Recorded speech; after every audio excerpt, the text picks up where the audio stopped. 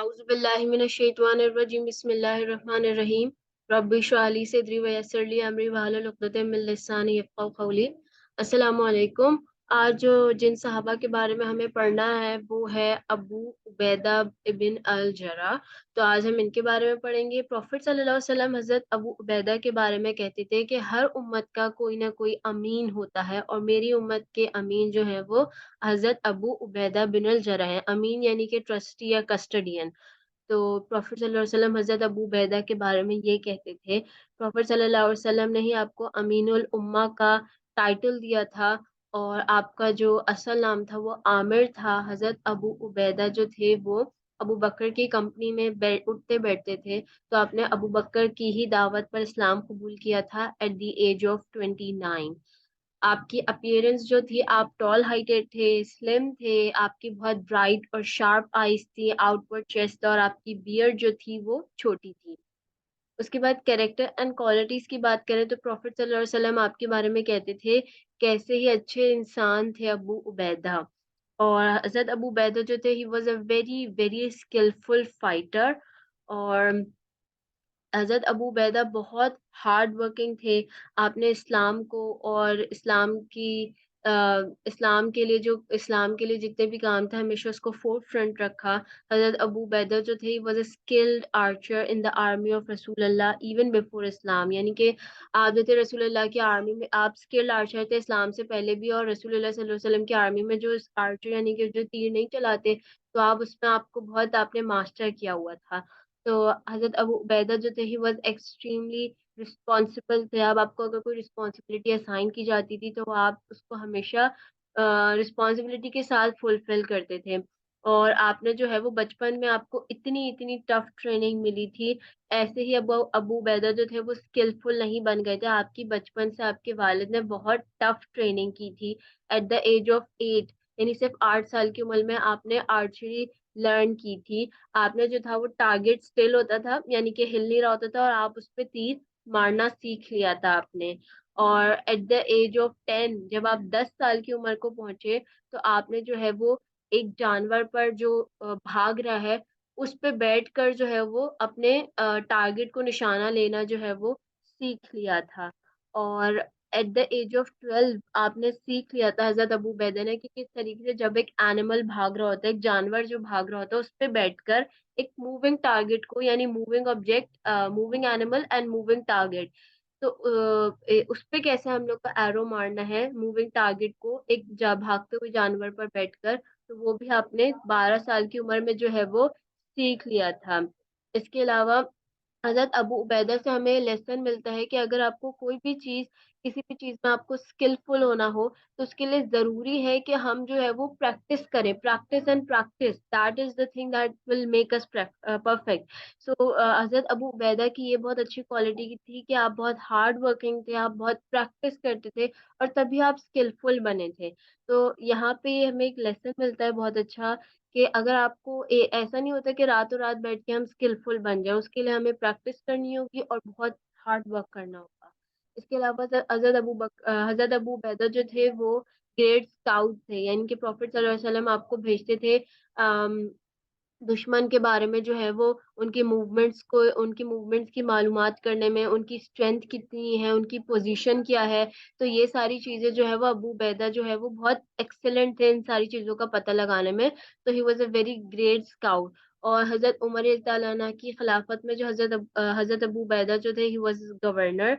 And हज़रत अबू उबैदा जो थे वो बहुत बहुत काइंड हार्टेड थे। वो मेक श्योर करते थे कि वो आप किसी का दिल ना दुखाएं। और हज़रत अबू उबैदा जो थे वो बहुत शाय भी थे, लेकिन जब भी when it comes to like war और समथिंग, किसी से लड़ने का वक्त आता था या दुश्मनों से लड़ने का वक्त आता था, तो आप बहुत रेजिलिएंट भी हो जाते थे।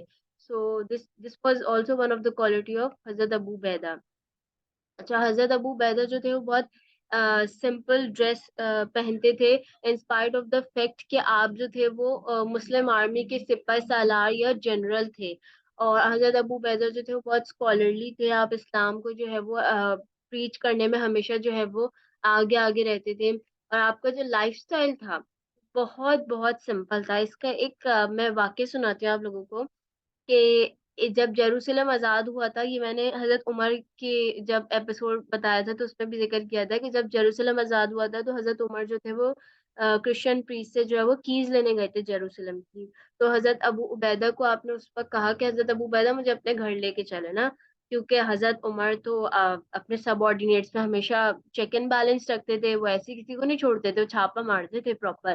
جب بھی حضرت عمر کی جو خلافت ہے وہ اتنی ہی ایسے ہی بہترین نہیں تھی، حضرت عمر کو ایسے ہی بہترین سیاستدان، بہترین لیڈر کنسیڈر نہیں کیا جاتا. حضرت عمر جو تھے وہ جو تھے وہ اپنے سب آرڈینیٹ سے بہت چیک اینڈ بیلنس رکھتے تھے. تو حضرت ابو عبیدہ نے ریزسٹ کیا کہ نہیں حضرت عمر آپ میرے گھر پہ نہ جائیں نا. تو حضرت ابو عمر نے کہا کہ نہیں میں تو تمہارے گھر جاؤں گا، اپنے گھر لے کے جاؤ مجھے. تو جب حضرت عمر آپ کے گھر پہنچے تو آپ نے دیکھا کہ آپ کے گھر میں حضرت ابو عبیدہ کے صرف ایک میٹرس ہے، ایک جگ ہے، تلوار ہے اور اس کی ذرا لٹکتی ہے نا. تو حضرت عمر نے جب یہ دیکھا تو حضرت ابو عبیدہ جو تھے وہ گورنر تھے، لیکن اس کے بعد بھی ان کے گھر میں صرف یہ چند چیزیں تھیں. تو یہ دیکھ کے حضرت عمر بہت سرپرائز ہوئے اور آپ نے رونا شروع کر دیا حضرت عمر نے، اور کہا کہ ابو عبیدہ اس دنیا نے سب کو بدل دیا ہے لیکن تمہیں نہیں بدلا. تو his life style was very simple. حضرت ابو عبیدہ جو تھے وہ بہت سپورٹی تھے. تو اس سے ہمیں یہ ایک لیسن ملتا ہے کہ جو ہے وہ ہمیں جو ہے وہ سیڈنٹری لائف اسٹائل نہیں گزارنا چاہیے، یعنی کہ ہم صرف ایک جگہ بیٹھے ہوئے ہیں اور جو ہے وہ ایک جگہ بیٹھ کے جو ہے وہ ہم لوگ اپنے سارے کام کیے جا رہے ہیں، بلکہ ہمارا جو لائف اسٹائل ہونا چاہیے وہ کیا ہونا چاہیے کہ ہمیں جو ہے وہ لائک ایکٹیویٹیز میں، ڈفرینٹ ایکٹیویٹیز میں لرن جانا چاہیے، اسپورٹس کھیلنا چاہیے تاکہ ہم ایکٹیو رہیں. اور اس سے کیا ہوگا کہ ڈفرینٹ جو باڈی کی بیماریاں ہوتی ہیں وہ بھی نہیں ہوں گی جو سیڈنٹری لائف اسٹائل کی وجہ سے ہوتی ہیں. اس کے علاوہ حضرت ابو عبیدہ نے ابیسینی اور مدینہ دونوں میں مائگریٹ کیا تھا. حضرت عمر کی جب وفات کا وقت قریب آتا تو حضرت عمر کہتے تھے کہ اگر ابو عبیدہ آج زندہ ہوتے تو میں ان کو خلیفہ بناتا. ایک بار کیا ہوا تھا، ایک واقعہ میں بتاتی ہوں آپ کو کہ حضرت عمر نے نا بہت ساری ایک ہینڈسم اماؤنٹ اپنے سرونٹ کو دی اور کہا کہ ابو عبیدہ کو جا کے دے دو اور دیکھو کہ وہ کیا کرتے ہیں. تو حضرت ابو عبیدہ نے وہ ساری اماؤنٹ جو ہے وہ غریبوں میں تقسیم کر دی. جب حضرت آپ کے سرونٹ نے حضرت عمر کو یہ جا کے بتایا تو حضرت عمر نے کہا کہ سب تعریف اللہ کے لیے ہے جس نے اسلام کو جو ہے وہ ایسے شخص سے بلیس کیا، یعنی اسلام میں ایک ایسے شخص کو دیا ہے کہ جو ہے وہ یہ سارے کام کرتا ہے. اس کے علاوہ جو ہے وہ بیٹل آف بدر کا ایک واقعہ میں آپ کو بتاتی ہوں کہ میں آپ کو جو ہے وہ بیٹل آف بدر کا اب ایک واقعہ بتاتی ہوں. بیٹل آف بدر میں کیا ہوا تھا کہ حضرت ابو عبیدہ کے جو فادر تھے وہ نان مسلم تھے، یعنی وہ اللہ اور اس کے رسول کے خلاف جو ہے وہ لڑ رہے تھے. تو حضرت ابو عبیدہ جو تھے وہ اپنے جب فادر کے سامنے آئے بیٹل آف بدر میں تو ان کے ابو نے جو ہے وہ ان کو کل کرنے کی کافی بار کوشش کی. حضرت ابو عبیدہ جو تھے وہ ریزسٹ کر رہے تھے، یعنی وہ اپنے آپ کو بچا رہے تھے، وہ نہیں چاہ رہے تھے کہ وہ اپنے فادر کو مارے اور وہ چاہ رہے تھے کہ ان کے فادر جو ہے وہ حق پر آ جائیں.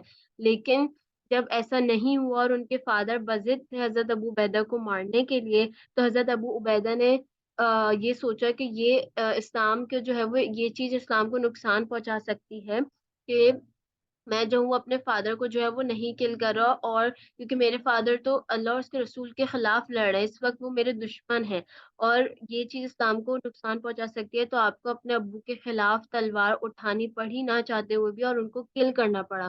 تو صحابہ نے بہت سارے سیکریفائسز دیے. یہ کوئی اسٹوری نہیں ہے یا یہ جو ایک بنی بنائی کوئی اسٹوری نہیں ہے، ریالٹی ہے کہ حضرت ابو عبیدہ یعنی کہ سوچے ایک بیٹا ایک باپ کے سامنے آیا اور اس کو کل کیا. یہ ایک بہت بڑی بات ہے. صحابہ نے اسلام کے لیے بہت سارے سیکریفائسز کیے ہیں اور یہ ایک ایگزامپل ہے سیکریفائس کی. اس کے بعد بیٹل آف احد کی بات کریں تو پروفیٹ صلی اللہ علیہ وسلم کے جو گال میں ہے نا وہ آپ کی شیل کی دو ڈس جو تھی نا وہ پروفیٹ صلی اللہ علیہ وسلم کی گال میں گھس گئی تھی، یا پروفیٹ صلی اللہ علیہ وسلم کی جو شیل کی ڈس تھی. تو جب حضرت ابو بکر نے دیکھا تو آپ نکالنے کے لیے آئے، لیکن ابو عبیدہ نے کہا کہ میں نکال دیتا ہوں نا. حضرت ابو عبیدہ نے اپنے ہاتھ یوز کرنے کے بجائے اپنے دانت یوز کیے، کیونکہ آپ کو جو ہے وہ ڈر تھا کہ آپ کے جو ہاتھ ہیں اس کی وجہ سے اگر آپ ہاتھ سے نکالیں گے تو پروفیٹ صلی اللہ علیہ وسلم کو تکلیف ہوگی. تو حضرت ابو عبیدہ نے جو ہے وہ اپنے دانت سے جو ہے وہ پروفیٹ صلی اللہ علیہ وسلم کی جو گالوں میں ڈس گھس گئی تھی آپ کی شیر کی وہ نکالی، اور اس پروسیس میں حضرت ابو عبیدہ کے جو فرنٹ کے دو دانت تھے وہ گر گئے تھے، یعنی کہ وہ ٹوٹ گئے تھے اور شہید ہو گئے تھے۔ تو اس موومنٹ پہ پروفٹ صلی اللہ علیہ وسلم نے آپ کو جو ہے وہ جنت کی بشارت دی تھی، اور یہ کیونکہ آپ کے جو دو دانت شہید ہوئے تھے وہ پروفٹ صلی اللہ علیہ وسلم کو بچانے میں اللہ کی راہ میں شہید ہوئے تھے۔ تو اسلامک ہسٹری میں ان دو دانتوں کی، جو کہ اللہ تعالیٰ کی راہ میں پروفٹ صلی اللہ علیہ وسلم کے لیے شہید ہوئے تھے، ان کی بڑی امپورٹنس ہے۔